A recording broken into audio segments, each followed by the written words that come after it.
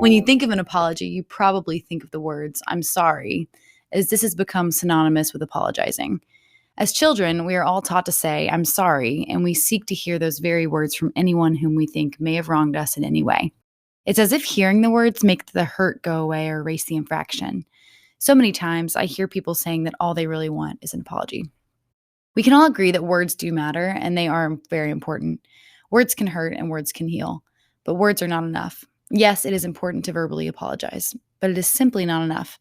Most of us as children were taught to just say the words. Unfortunately, many teens, as a result, have learned just to say the words as if that was enough. A true apology is demonstrated by behaviors that make things right. Does it drive you crazy when your parents or your significant other apologize to you after they've yelled at you for something, only to repeat the behavior again the next day? Do they get annoyed with you for saying, okay, or I'm sorry, and then just continuing to exhibit the same behavior that got you in trouble in the first place? It's important to learn what an apology really means and how to apologize. Here's some tips for giving a proper apology.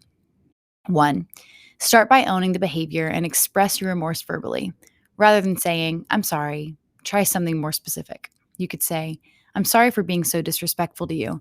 I had a bad day at school today and I'm feeling really stressed. I should not have taken that out on you. I know you were just trying to help. 2. Don't blame the other person. Never say, if you would just stop nagging me about homework and grades, I wouldn't get so mad and yell at you. Basically, that's the same as telling the other person that your inappropriate behavior is their fault, as if they have that much power and control over you and your behavior. They don't. Only you do. 3.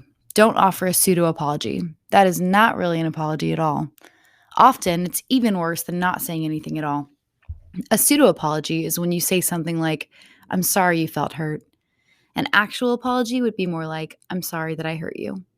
There's a big difference. One has you owning the behavior and taking responsibility for it, while the other is simply a manipulative way to sound sorry when you were really taking no responsibility at all. 4. Follow your apology with action.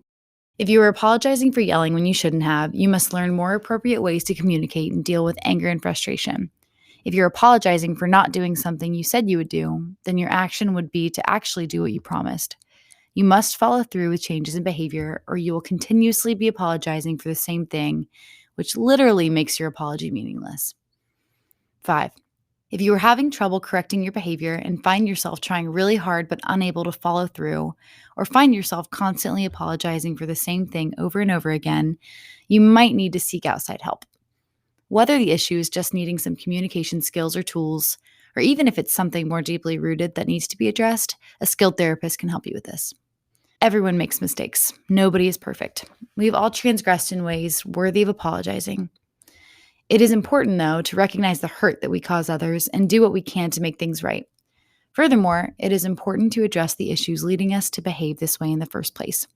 A true apology requires recognizing the wrong, expressing it, and correcting it. It's important that we all learn how to do this, as it benefits all of our relationships and even ourselves. If you can learn to do this now, while you're still a teenager, your adult relationships will benefit greatly. This is Nadia, and these are more ways to stay happy, healthy, and terrific.